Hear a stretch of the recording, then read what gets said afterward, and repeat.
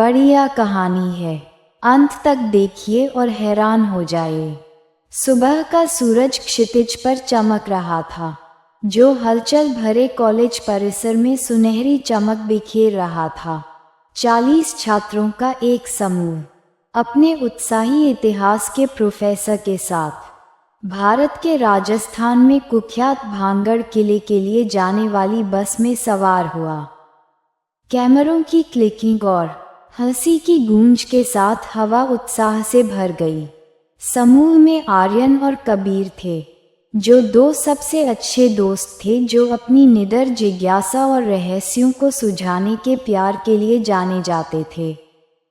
वे हमेशा अलौकिक के प्रति आकर्षित थे और भानगढ़ किला अपनी काली किंवदंतियों के साथ उनके साहसिक आत्माओं के लिए एकदम सही जगह थी। जैसे ही बस खंडहर के पास पहुंची, गाइड, एक बुजुर्ग स्थानीय व्यक्ति जिसका चेहरा थोड़ा सावधान था, ने माइक्रोफोन लिया और किले के भयानक इतिहास को सुनाना शुरू कर दिया। किंवदंती है, उसने कहा। उसकी आवाज़ फुसफुसाहट से थोड़ी ऊपर थी कि यह किला कभी राजकुमारी रत्नावती द्वारा शासित एक भव्य राज्य था, जो मंत्रमुग्ध करने वाली सुंदरता और ज्ञान की महिला थी।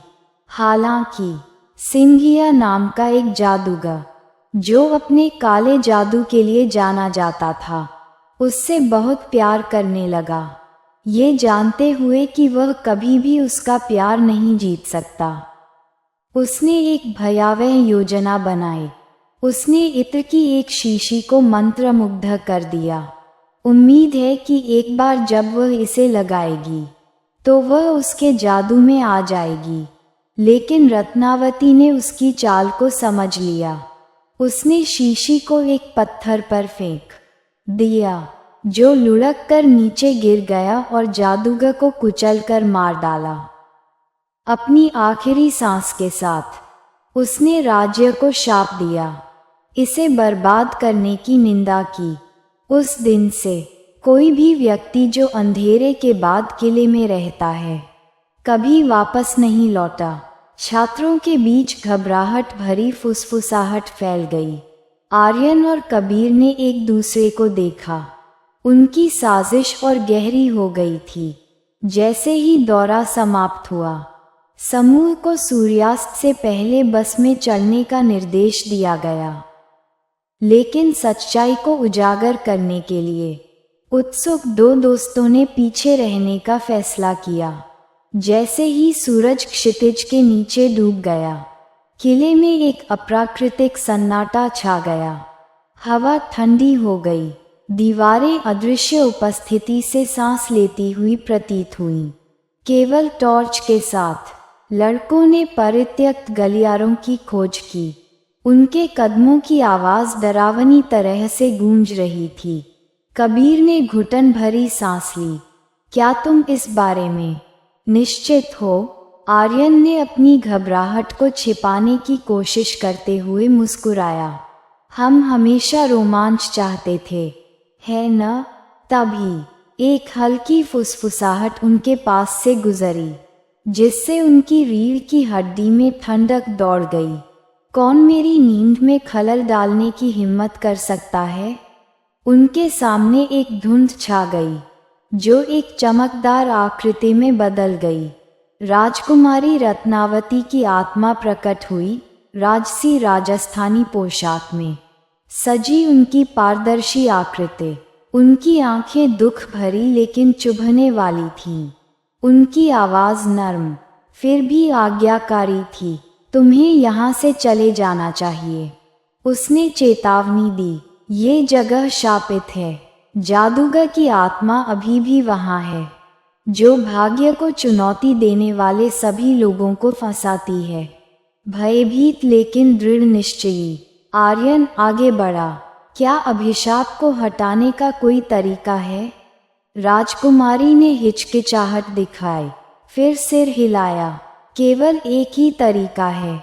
अभिशाप मुझे यहाँ तब तक बांधता है जब तक जादूगर की शक्ति का अंतिम अवशेष नष्ट नहीं हो जाता। उसके कक्ष में छिपा एक दर्पण उसकी आत्मा को फंसाता है। यदि तुम पूर्णिमा की रात को गंगा का शुद्ध जल लाकर दर्पण पर डाल दोगे तो मैं मुक्त हो जाऊंगा। इससे पहले कि वे जवाब दे पाते, जमीन कांप उठी। हवा में एक अशुभ हंसी भर गई। छाया से एक काला नकाबपोश व्यक्ति उभरा। सिंघिया की आत्मा, उसका चेहरा द्वेष से विकृत था। उसकी लाल आंखें घृणा से चमक रही थीं। तुम मुझे चुनौती देने की हिम्मत करोगे? वह दहाड़ा। तुम यहाँ से कभी जीवित नहीं निकल पाओगे। अंधकार का एक झोंका उनकी ओर बढ़ा। लड़के पत्थर की दीवारों से टकरा गए, एक अदृश्य शक्ति द्वारा पन्नू हो गए। जैसे ही उन्हें लगा कि वे अंधकार में भस्म होने वाले हैं, राजकुमारी ने अपने हाथ ऊपर उठाए। एक चमकदार सुनहरी रोशनी फूट पड़ी, जिसने जादूगर को पीछे धकेल दिया। अभी जाओ, उसने आदेश दिया। अगली पूर्णिमा से पहले पवित्र जल ले आओ। हांफते हुए लड़के बाहर निकलने की ओर भागे। किले के दरवाजे, जो बंद कर दिए गए थे, रहस्यमयी ढंग से उनके लिए खुल गए। जैसे ही वे बाहर निकले, रात ने अपना भयानक सन्नाटा फिर से शुरू कर दिया। अगली सुबह आर्यन और कबीर गंगा नदी की यात्रा पर निकल पड़े। उन्होंने पवित्र नदी से शुद्धतम जल की तलाश में सैकड़ों मील की यात्रा की। रास्ते में उन्हें ऋषि मिले, जिन्होंने उनकी खोज सुनकर उन्हें उनके साहस के लिए आशीर्वाद दिया। जैसे जैसे पूर्णिमा की रात करीब आई, वे गंगा जल का एक पवित्र बर्तन लेकर भांगड़ किले में लौट आए। किला उनके सामने पहले से कहीं अधिक भयावह रूप में मंडरा रहा था। वे सावधानी से अंदर गए, अंधेरे रास्तों से गुजरते हुए, जब तक उन्हें जादूगर का कक्ष नहीं मिल गया। हवा में एक अंधेरी उपस्थिति थी। वहां धूल और मकड़ी के जाले की परतों के नीचे छिपा हुआ जादुई दर्पण खड़ा था। इसकी सतह द्वेष से धड़क रही थी। कबीर ने एक गहरी सांस ली। तैयार हो? आर्यन ने सिर हिलाया और साथ में उन्होंने पवित्र जल को दर्पण पर डाला। शीशा जोर से टूटा और एक कान फाड़ देने वाली चीख निकली। शीशे से काला धुआं निकलने लगा और कक्ष हिल गया।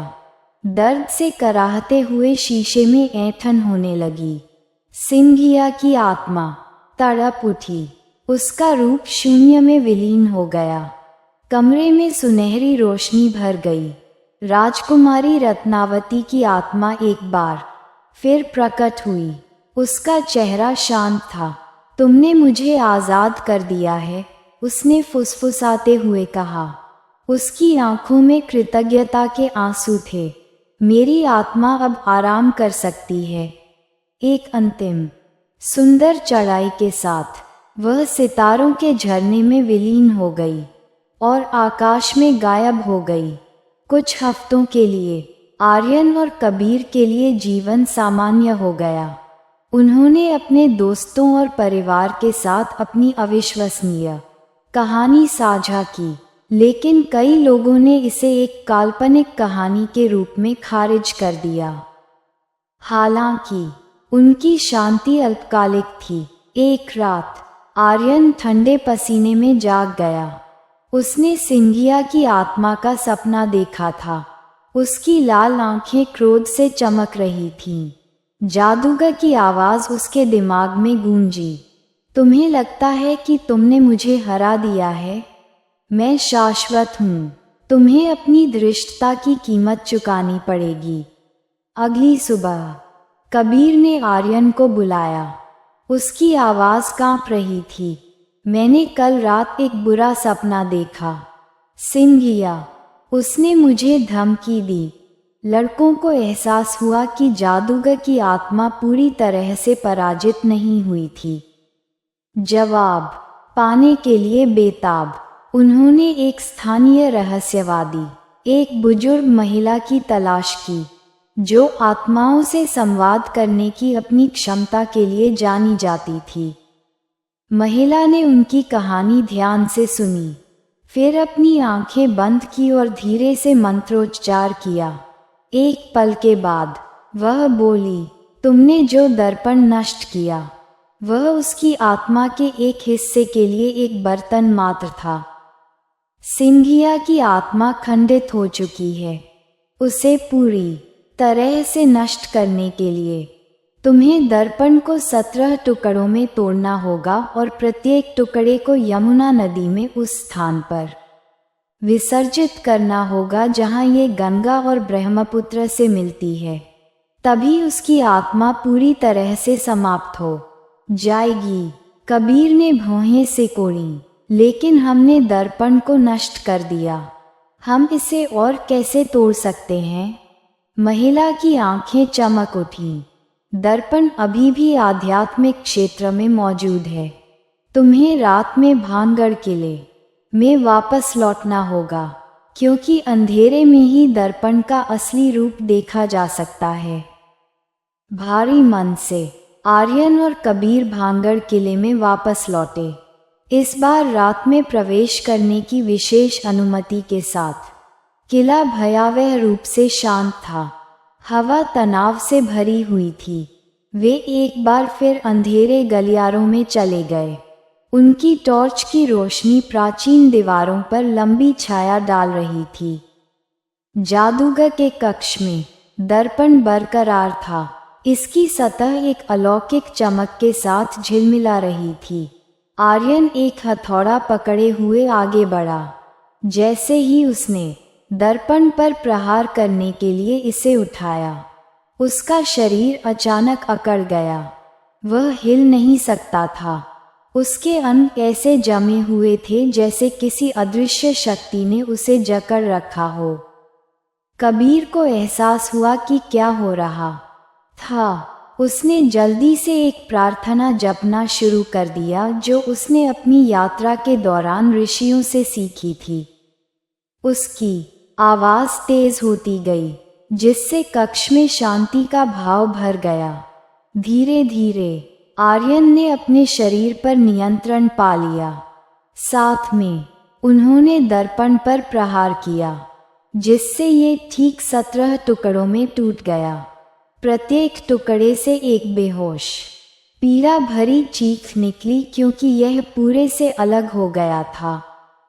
उन्होंने सावधानी से टुकड़ों को इकट्ठा किया और उन्हें एक पवित्र कपड़े में रख दिया। अगले दिन आर्यन और कबीर गंगा, यमुना और ब्रह्मपुत्र नदियों के संगम पर गए। जैसे ही सूरज डूबा, उन्होंने पवित्र जल में दर्पण के प्रत्येक टुकड़े को विसर्जित करते हुए अनुष्ठान किया। प्रत्येक टुकड़े के साथ हवा हल्की होती गई। सिंघिया की आत्मा की दमनकारी उपस्थिति फीकी पड़ती गई। जैसे ही आखिरी टुकड़ा पानी के नीचे गायब हुआ, एक हल्की हवा उनके ऊपर बह गई। राजकुमारी रत्नावती की आत्मा एक आखिरी बार प्रकट हुई। उसका चेहरा कृतज्ञता से चमक रहा था। धन्यवाद, उसने फुसफुसाते हुए कहा। आपने न केवल मुझे मुक्त किया है, बल्कि यह भी सुनिश्चित किया है कि सिंघिया का अंधेरा इस दुनिया को फिर कभी परेशान न करे। अंतिम प्रणाम के साथ उसकी आत्मा रात के आकाश में चली गई, जिससे लड़के शांतिपूर्ण मौन में चले गए। आर्यन और कबीर अपने सामान्य जीवन में लौट आए। अपनी असाधारण यात्रा से हमेशा के लिए बदल गए। हालांकि वे शायद ही कभी अपने अनुभव के बारे में बात करते थे, लेकिन वे जानते थे कि उन्होंने कुछ गहरा हासिल किया है। सालों बाद एक पूर्णिमा की रात, आर्यन और कबीर गंगा के किनारे खड़े थे, अपने साहसिक कार्य को याद करते हुए। जब वे झिलमिलाते पानी को देख रहे थे, तो उन्होंने हवा में एक धीमी फुसफुसाहट सुनी, एक लंबे समय से खोई हुई राजकुमारी की कृतज्ञता की फुसफुसाहट। जो आखिरकार शांति में थी, और इस प्रकार भानगढ़ किले की किंवदंती जीवित रही, आतंक की कहानी के रूप में नहीं, बल्कि साहस, मुक्ति और अंधकार पर प्रकाश की विजय की कहानी के रूप में। आशा है कि आपको ये कहानी पसंद आई होगी। अधिक रोचक वीडियो के लिए अपने दोस्तों के साथ साझा करें और अधिक मज़ा के लिए चैनल को सब्सक्राइब करें। धन्यवाद दोस्तों। 2 दिन बाद फिर मिलेंगे एक और कहानी के